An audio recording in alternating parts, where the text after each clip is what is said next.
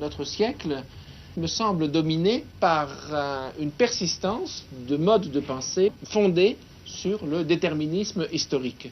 Yes, and I think this has very good reasons. This belief in this historical necessity. Il y a de très bonnes raisons à cette croyance en la nécessité historique.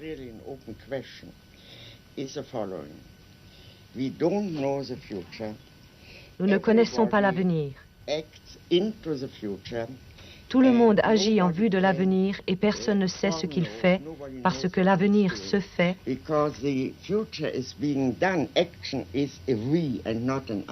L'action est faite par nous et non pas par moi.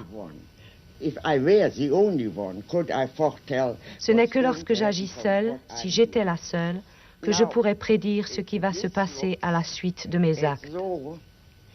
Il semble donc que ce qui s'est vraiment passé soit entièrement du domaine de la contingence, et de fait, la contingence est l'un des plus grands facteurs de l'histoire. Personne ne sait ce qui va arriver simplement parce qu'il y a tant de choses qui dépendent d'une énorme quantité de facteurs variables, c'est-à-dire du hasard.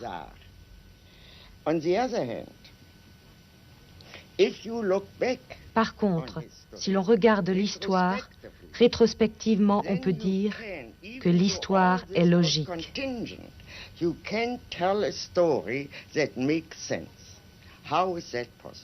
Comment cela a-t-il été possible? C'est le véritable problème de toute philosophie de l'histoire. Comment est-il possible qu'après coup, il semble toujours que les choses n'auraient pas pu se passer autrement?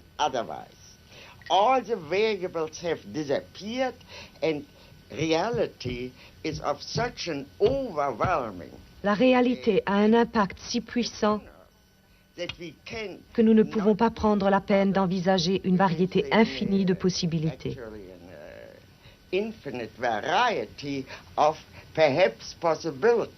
Mais si nos contemporains conservent leur attachement à des modes de pensée déterministes, malgré les démentis de l'histoire, serait-ce, d'après vous, parce qu'ils ont peur de la liberté? Parce qu'ils ont peur de l'imprévu? Mais ils ne le disent pas. S'ils le disaient, on pourrait immédiatement ouvrir le débat. Si seulement ils disaient « nous avons peur », par exemple. Nous avons peur d'avoir peur. C'est l'une des principales motivations. Mais nous avons peur de la liberté. Mais ce qui menace à notre époque, c'est l'idée que les buts de la politique sont illimités. Le libéralisme, tout de même, repose, je crois, sur l'idée que la politique a des objectifs limités. Est-ce qu'à notre époque, l'arrivée au pouvoir d'hommes, de mouvements qui s'assignent des objectifs illimités n'est pas la plus grande menace? J'espère que je ne vous choquerai pas si je vous dis que je ne suis pas du tout sûre d'être une libérale.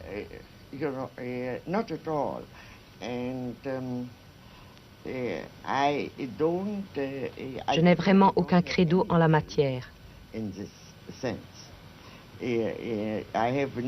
Je ne professe pas de philosophie politique que je pourrais résumer par un terme en isme.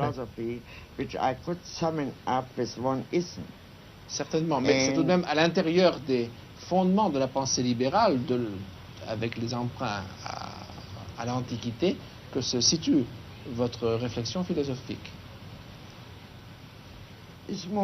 Diriez-vous que Montesquieu est un libéral? Would you say that, all the people whom I take into account throughout the Middle Age, moi je me sers où je peux, and I take whatever I can. Je prends ce que je peux et ce qui me convient. That is, I do no longer believe that I think one of the great advantages. L'un des grands avantages de notre temps, c'est ce qu'a dit René Char. You know what René Char said, notre héritage n'est garanti par aucun testament. Précédé par aucun testament. N'est précédé par aucun testament. This means we are entirely free. Cela veut dire que nous sommes entièrement libres d'utiliser où que nous le voulions les expériences et les pensées du passé. The experiences and thoughts Mais est-ce que cette of liberté, our past. mais est-ce que cette liberté extrême ne risque pas d'effrayer beaucoup de nos contemporains qui préféreraient trouver toute prête une théorie, une idéologie et être en mesure de l'appliquer? Cette liberté que vous définissez, cela risque d'être la liberté de quelques-uns, de ceux qui auront la force d'inventer de nouveaux modes de pensée. Non, non. It rests only on a conviction. Elle ne repose que sur la conviction que chaque être humain, en tant qu'être pensant, peut réfléchir aussi bien que moi et peut former son propre jugement s'il le veut. And can therefore judge for himself if he wants to. How I can Ce que je ne sais pas, c'est comment faire naître ce désir en lui. This I don't know. That is, I am not the only thing which can help us, I think, is really to réfléchir. And to think always means to think. Réfléchir, cela signifie de toujours penser de manière critique. Et penser de manière critique, cela signifie que chaque pensée sape ce qu'il y a en fait de règles rigides et de convictions générales. Rigid rules, general convictions, etc. Everything which happens in thinking is Tout ce qui se passe lorsqu'on pense est soumis à un examen critique, c'est-à-dire qu'il n'existe pas de pensée dangereuse pour la simple raison que le fait de penser est en lui-même une entreprise très dangereuse. How I can convince, I think non-thinking is even more dangerous. Mais ne pas penser est encore plus dangereux. But I would say not thinking and not ne pas réfléchir, c'est plus dangereux encore. Qu'est-ce pour vous que le totalitarisme? Oui, enfin, let me start with making certain distinctions. Je voudrais commencer par faire certaines distinctions sur lesquelles tout le monde n'est pas d'accord. Tout d'abord, une dictature totalitaire n'est ni une simple dictature, ni une simple tyrannie.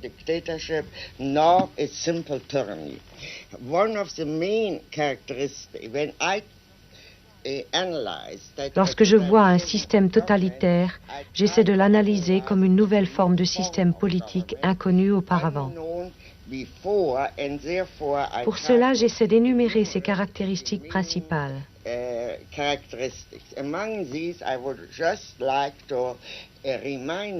Parmi celles-ci, je voudrais vous en rappeler une qui est entièrement absente actuellement de toutes les tyrannies.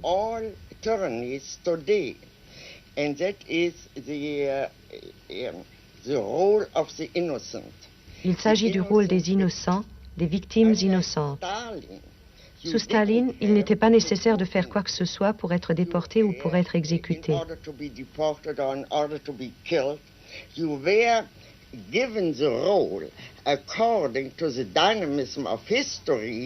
La dynamique de l'histoire attribuait un rôle à cette victime et elle devait jouer ce rôle, quoi qu'elle ait fait par ailleurs.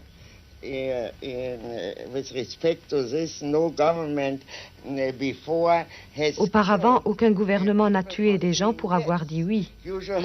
Généralement, un gouvernement ou un tyran tuait les gens parce qu'ils disaient non.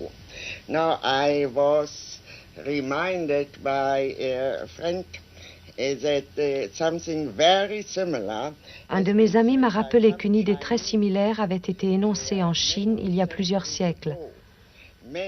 Les hommes qui ont l'impertinence d'approuver ne valent pas mieux que ceux qui désobéissent et s'opposent.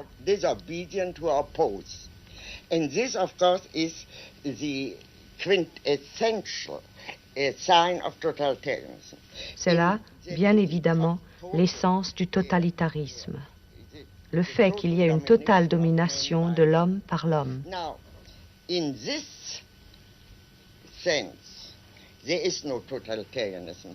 En ce sens, il n'y a pas aujourd'hui de totalitarisme, même en Russie, où règne pourtant la pire des tyrannies que nous ayons jamais connues. Il faut faire quelque chose pour qu'on vous envoie en exil ou dans un camp de travail ou dans un asile psychiatrique.